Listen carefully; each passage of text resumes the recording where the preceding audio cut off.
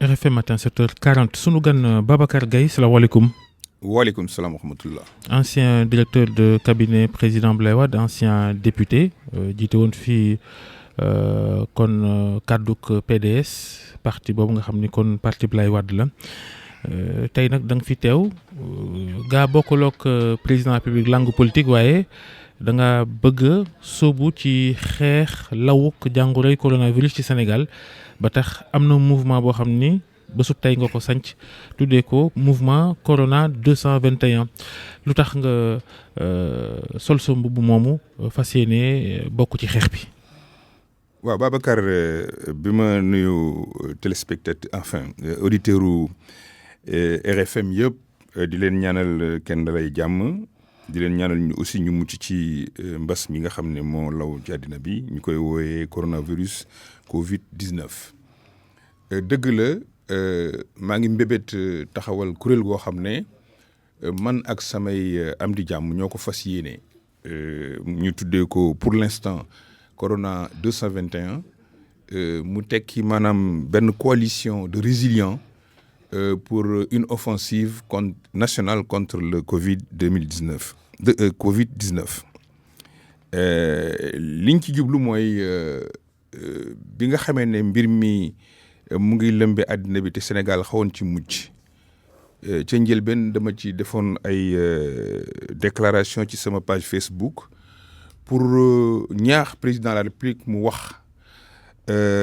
ak askan wi wax ak maanaam ñëpp ñi nga xam ne ay kilifa diine lañ ay kilifa aada ñu nekk ci parti politique yi syndicats yi OCB yeeg jeunes yeeg ñëpp jigéen ñeeg góor ñi aussi mu seet ne réew mi fi ñu toll surtout classe politique bi dafa war a am lu ñuy wax trêve politique maanaam wu jéegi ci politique wàññeeku ngir ñu def benn say pour xeex mbir mi ak yeneen mesures yoo xam ne yu bari gis naa ko ci déclaration am jël na ko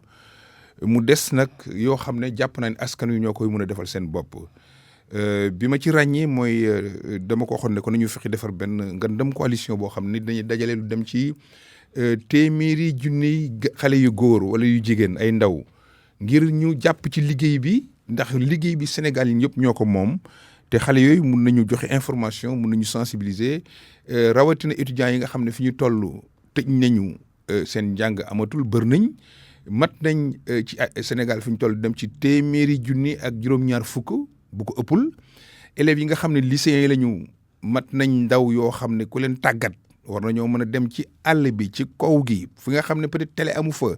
wala des fois sax duñ dégg rajo pour expliquer leen ci luuma yi ci marché yi ci fépp foo xam ne ay doomu aadama dañ fa daje ci famille yi ci quartier yi pour ñu xam naka la ñuy mën a aaroo jàngoro ji d'abord taxaw temm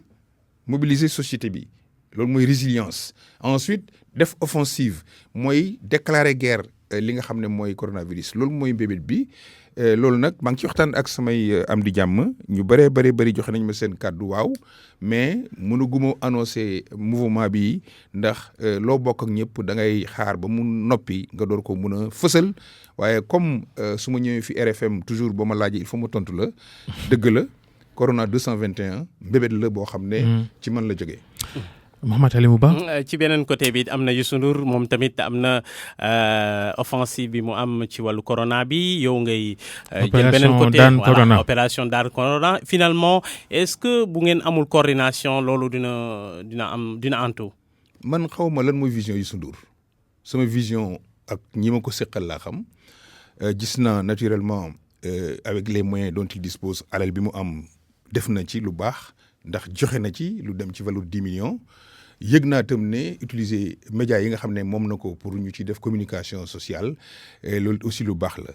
man dama nekk ci beneen anam boo xam ne peut-être bokkuñ ma ak moom nu ñu gisee gis yi te it. lan mooy différence bi.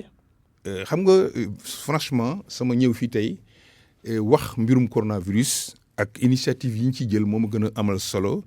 que initiative bu keneen. président mais c'est la même chose non yéen ñëpp am ngeen un adversaire commun mooy coronavirus bi. bu boobaa. li ñuy wax unité d'action pluralité unité de commandement unité d'action pluralité d'action le président de la République joxe na yoon wi nit ñi dinañ jaar ci yoon wi ñii dañuy dugg saret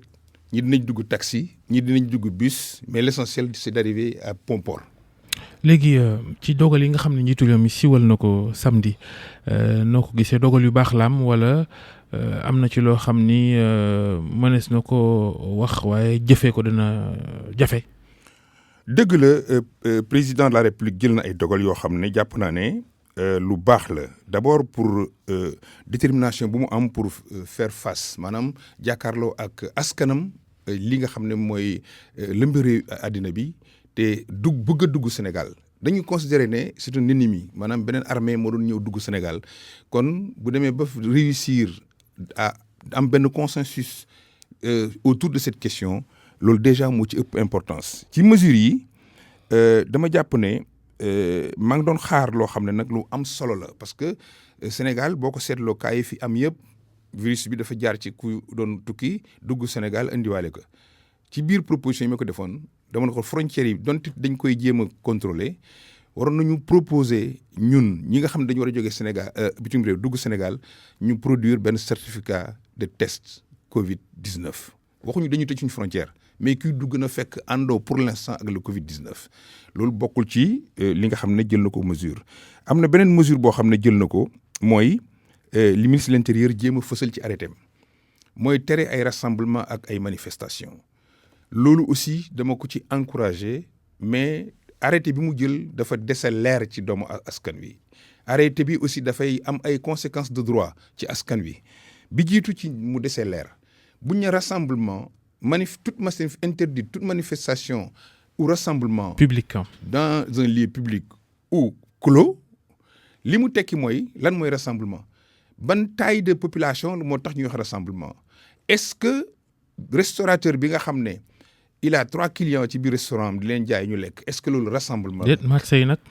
marché yi gën a tar moom ci dajaloo. ak mbooloo ak maa ngi ñëw foofu. foofu dinaa fi ñëw pour wax leen conséquences yi muy jur ci affaire marché yi. est-ce que ay ñaari nit ñett fukk xëy le matin war a dem seen bureau jaar ci benn cafétéria di jël seen café est-ce que rassemblement la. est-ce que nekk ci banque ci biir holu banque bi mat fa 100 wala 200 personnes est-ce que loolu rassemblement la. est-ce que dem ci bureau di liggéey open espace ñoo xam ne peut-être xale yi nga xam ne dañuy liggéey ay nu ñu leen tuddee. centre d'appel ñu mat 300 400 500 1000 est-ce que le rassemblement la. dafa mel ni donc arrêté ministre bi dafa soxla circulaire boo xam ne da koy interpréter nit ñi gën a xam beneen bi nga xam ne mooy conséquences yi circulaire bi jël suma avis maa ngi gis ñuy tere rassemblement am na préfet yoo xam ne pour man zel laa ko jàppee sous-préfet yoo xam ne surtout à Gniby j'ai eu l'information dégg naa ko Pekes ñu interdire luuma est-ce que dañuy interdire marché HLM est-ce que dañuy interdire Sandaga est-ce que dañuy interdire marché bi nga xam ne fa la ñu jëndee légumes ci Thiaroye wala ca Cambérène loolu. xëy na ku nekk mooy apprécier en fonction de fu mu nekk. déedéet la loi ak le texte day procéder pour tout le monde. mënuñ am disparité dans l'application des textes. mais ça dépend aussi mun na interpréter bu fekkee ni gis na ci zone bu mu nekk zone bu dangereuse la mun na potentiellement dangereux mun na ci jël dogal. potentiellement dangereux amul lu dul bu ñu épicentre la. mais comme déclaré wuñu ne tey aujourd'hui je parle l'exemple de toute la commune de Gniby arrondissement de Gniby commune de Boulel commune de Gniby commune de Kayi kenn du fa def luuma conséquence bi laa lay wax dans le département de Kaffrine exemple luuma Boulel luuma Diamagaajo ñoo ëpp importance ak Birkelane moom beneen département la Koungheul Missirah bu ñu ko interdire les conséquences laa lay wax day créer ay droits d'abord économie Sénégal économie informelle la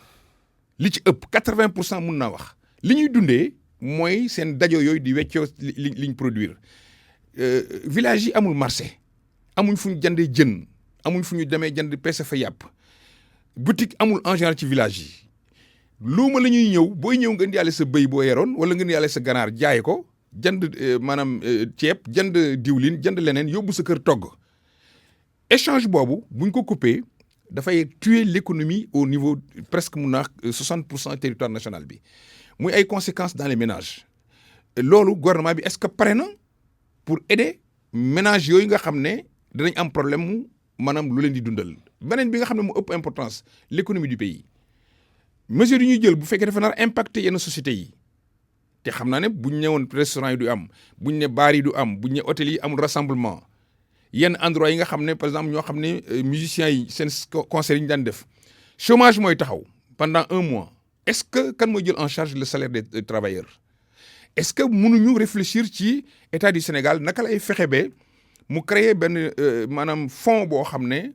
dina dimbale entreprise yooyu soit ñu defal leen moratoire sur France am na ñu wax seen liggéeykat ñu toog yóbbu leen chômage waaye